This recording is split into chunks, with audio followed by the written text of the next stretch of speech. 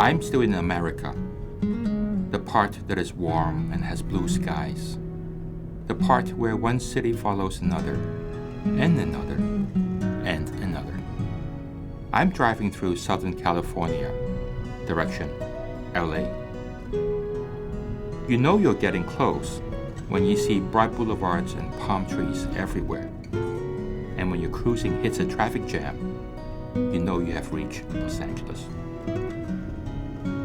LA is also a county, a collection of 88 cities, filled with people from 160 countries, speaking nearly 100 different languages. This is the home of my friends, the Asian expats, in the county of Los Angeles.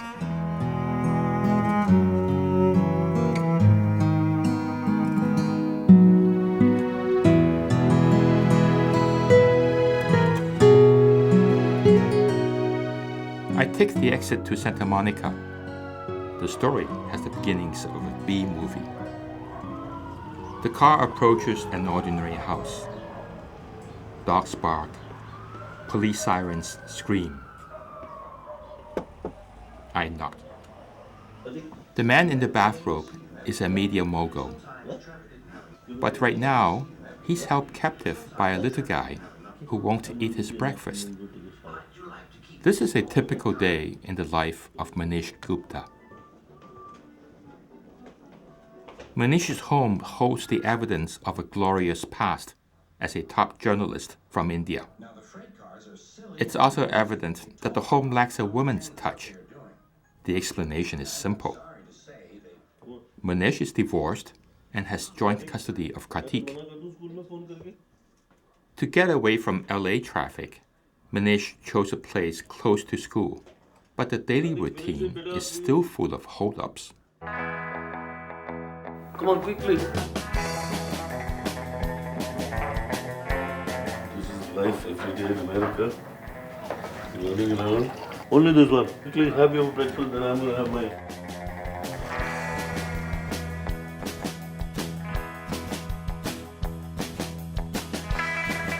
Come on down. We have to put the alarm and then we have to go.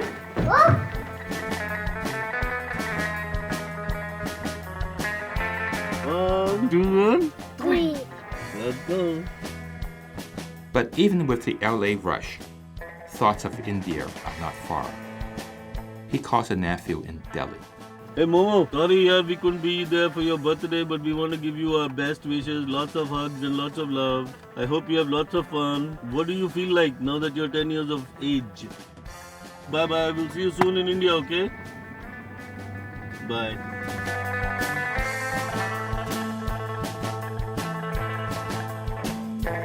And that's the day in the life of a single parent, and a busy parent at that.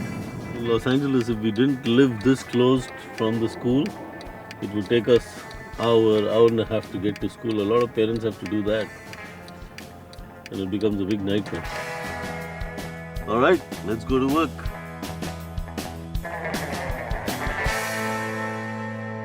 His office used to be a movie studio. Now it houses independent businesses for the new age media. My father happened to be a journalist, a very senior journalist from India. And I'd grown in this community where there were 350 homes and all of them were journalists. All day long you see, you hear, you breathe journalism. 30 years ago, Manish came to America as the bureau chief of an Indian news agency, beaming news back home. No, they don't have to make it because they're just giving us the cloth, right? Today, his three businesses center on the Indian diaspora. IndiaTVLive.com is India's very first IPTV platform created by my company, India Broadcast Live, which brings Indian TV channels and radio channels using the internet to anywhere and everywhere in the world.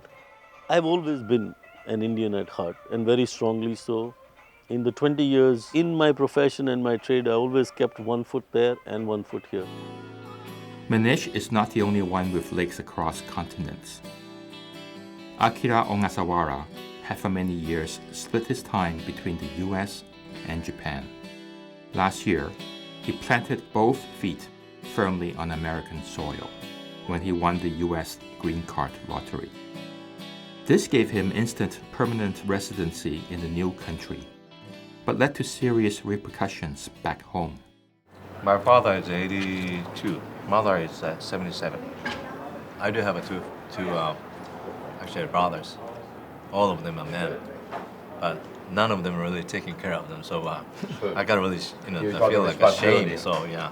So Like most Japanese, Akira worked for only one company all his life. In his case, Japan's largest travel corporation. But it was a life that he always regretted. One of my biggest regrets is just during my youth, I didn't do that much except just studying to enter the good university. So that's one of my biggest regrets. After graduating the college, the entering into the company, the longer, then my regrets are getting bigger. That's what I thought. So that's one of the reasons I think that I quit and came. The green card anchored him and his wife Mayumi to America, but not to a job. These days, Akira is still looking for the kind of work that would suit his LA lifestyle. He's still looking. Working one company for a long time, that's a very advantage thing in Japan. However, in the United States, that's a totally different thing. Working for one company for almost 27 years is not an advantage at all.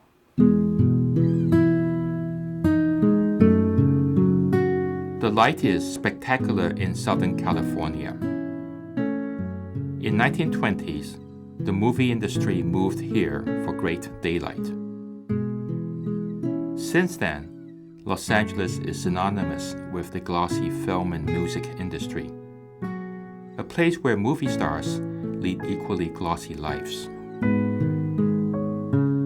And towards the east, parts of the desert have been tamed for glossy and over-the-top entertainment.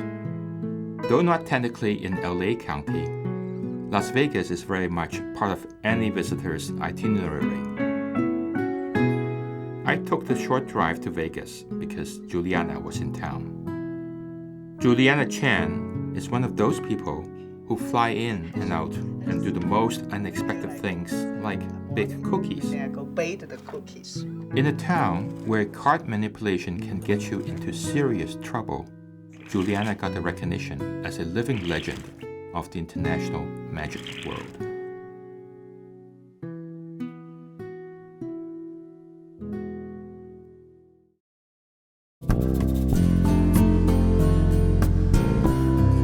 Think of America, and we think blue skies, big cars, and roads that lead to fame and fortune.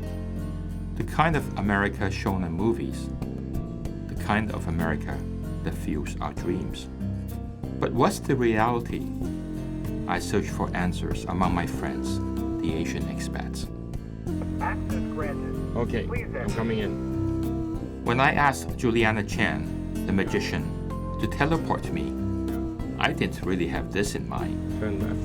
Okay, Sunlight Garden. Juliana is the world's best card manipulator and lives part-time in Las Vegas. Only like 2 or 3 months in Las Vegas, so it's like home.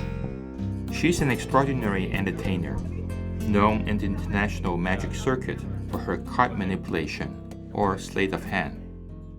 This one was called the Magic Olympics. It's the biggest in the magic world. So the category I win is the manipulation. It's a sleight of hand.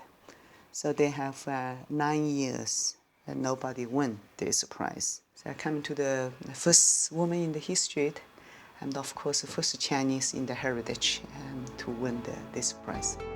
Juliana was talent spotted at 10 in Hunan, China, for her talent in ballet.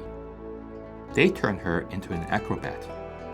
But when she badly hurt her knees one year, she took up magic. This move escalated her to stardom in China. Still, it was not enough. I can see the picture. Maybe I just be a teacher in the school or teaching the acrobat. So then end of 1988, I decided I want to go out of the country. I want to see more around the world. I want to see the more culture. Where are you shooting the park? Doesn't matter. I show you something. I throw away, I have it. Then I go open, I throw away, I have more. That's God tricks. Throw away, I had more. Go throw away, I had more. But you were doing it 4 times and then throw. Yeah, that's it. That's the practice. So I go like this. Right. Or you only open 1/4. I open the half, Okay. and then I throw away. Then I got the second one. Oh, I see. Yeah. So can we look in the back? No. No. That's the start. That's the trick. That's the no trick. That's what's the practice. Not very trick. That's why they call it manipulation. But there's so many. So it's Yeah. more skills. You need the fingers have the fade, fade in the cards. Normally for me, 1 or 2 deck of the cards in my hand, one time, no problem. So it's mostly in the hand. That's why you need to practice. Paper card. Sometimes if I do in the show, the people don't know I'm a dancer or a magician. No magician doing like this, like me. Juliana's combined acts of acrobatics and magic were kept hidden when she immigrated to North America via Vancouver. One of the Chinese newspaper, and they write a big article about me. It's a Chinese star living in Vancouver. It's told about my real life. So then in Vancouver, the Chinese community, they pay attention for me. So then they poach me for doing a show for the Christmas. Vancouver also solved the mystery that had dogged her for years. Who was that Asian magician she saw on TV as a child? Who was that man who inspired her to take on magic? I want to be a magician. So then that's the first image for me. It's come to my mind. I want to be a magician. So in Vancouver, somebody tell me, says, he's a Japanese, and his name is Shimada. And they tell me, explain to me what he looking like. And he's working in Las Vegas right now. So that's, I said, I have to meet him. Is this the same Shimada-san coming to see you? Shimada. That's my dream. That was in my that was Shimada.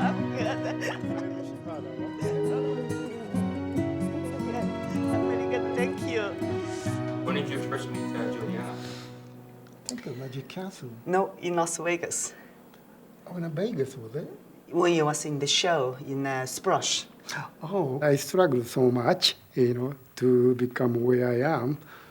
So I felt for a little bit Juliana same way because come to Western world, especially the magic is not many women magician because I think it's sort of kind of male dominated occupation magic is. So to her, by herself, jumping into that sort of men's world is tough that alone.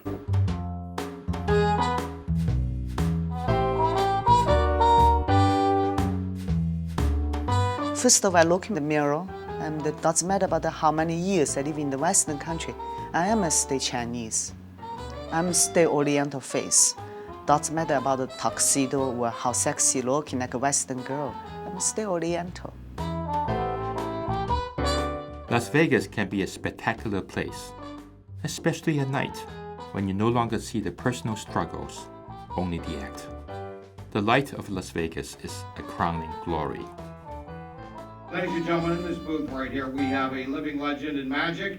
As in the 50-year history of this gathering of magicians, this was the first woman to have ever won a gold medal in the 50-year history. Ladies and gentlemen, one of the world's preeminent female magicians. Ladies and gentlemen, I give you Miss Juliana Chen. Juliana?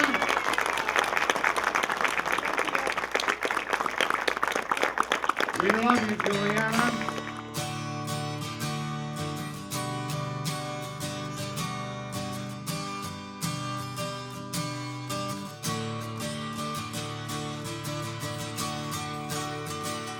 Nighttime in Hollywood. The stars come out and the dream machines go on overdrive. High above a loft in Hollywood, Manish Gupta, media mogul in the making, is creating synergy with one of Bollywood's top music producers. You could be learning the fusion of music right here in Hollywood.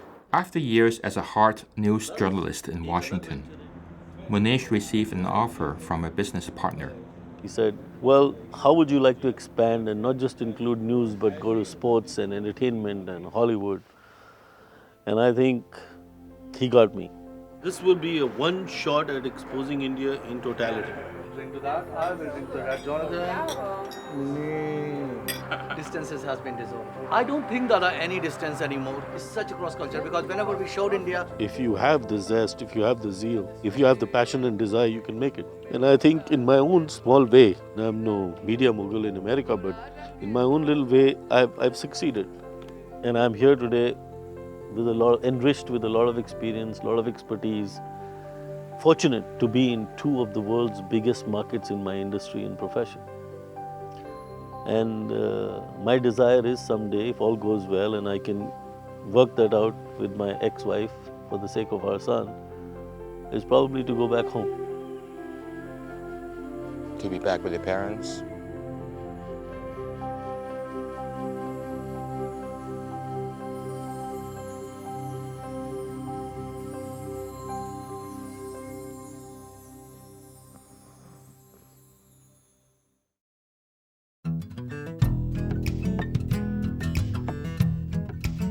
A new day always brings fresh hope. That applies to LA as well. Today, Akira Ogasawara goes for a job interview. It's an ironical turn of events. He's going back to the old company, the only one he has ever worked for.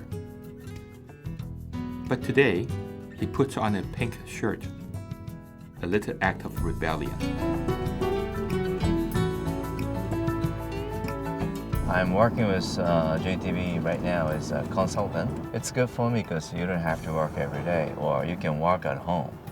Today I'm a little bit nervous because I have to set up or fix the condition. The interview is in Torrance, 17 miles away. The city is home to the new Little Tokyo and the base for the US headquarters of many Japanese corporations. この間のフレーズと NTA の人、NTA の人。 This is probably my first time in 2 weeks I'm on the freeway.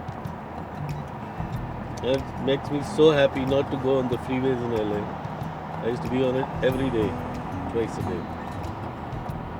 What a waste of time. Manish braves the freeway to return to his roots. He's headed towards Artesia, home of Little India, and his clients. They are one of the two largest jewelry chains, Indian-American jewelry chains in America. They started talking to us about 6 months ago to undertake all of their media planning and media buying. But we told them it was time now for them to step out of just the Indian-American market and actually start appealing to the American marketplace. It's very interesting. The name of this street is Pioneer Boulevard. And one would think that the street was named after the pioneers or the forefathers or the early settlers of America, which is not the case. I mean, if you look around here, this does not look like America. There are signs and symbols you would see in the Chinese language, Indian language, and English. There are very few English signs, or for that matter, very few regular mainstream American shops. Anything and everything Indian that you could think of, dream of, that you miss from your country, that brings you nostalgia, including food stuff, is available right here on Pioneer Boulevard. This is our little India. It's as Indian as it gets here in Southern California. Somewhere between the restaurant and dress shop, Manish's journalistic past got the better of him and his clients. How has this place evolved, Kritika, over the years? When we came here, there were very few Indian businesses on the boulevard and around in this area. But over the years, I think it has grown to house about 100 Indian businesses or more. Back in Torrance, Akira has just finished his meeting. Maybe I'm gonna have another interview. My future, the new guy actually who got the assignment here in LA, he and I are kind of getting along with, so I think I can really help him. And as long as I want to help, they may hire me. So that's what I got the feeling today. And that should be okay. He feels good enough to play tour guide, to show the new and old Little Tokyo. When you go inside, you'll find a lot of Japanese, the super huge market. Beside the food, you have bookstores, barbers.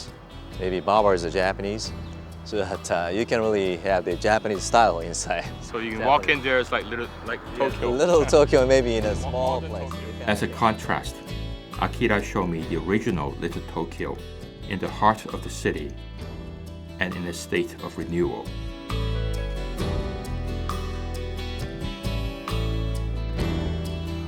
That's gonna bring a lot of the younger generation instead of old Japanese people. So at the Little Tokyo is going to be really changing a lot.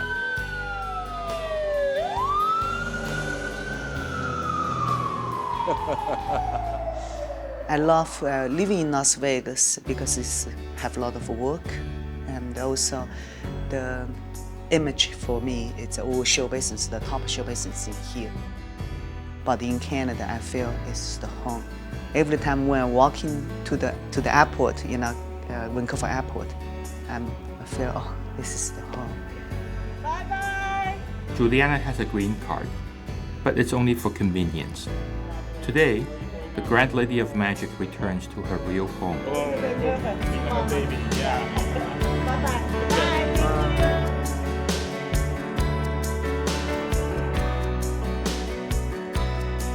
As Juliana flies north, I head further east into the desert.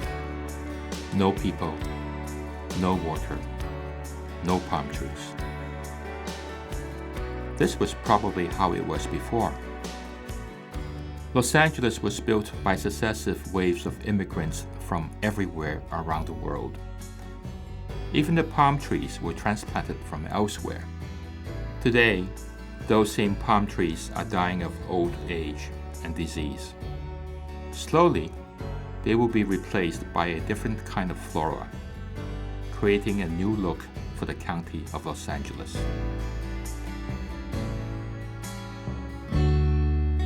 I thought of my friends, the Asian expats, each transplanted from a different land. I wonder what imprints they will leave on the new landscape ahead.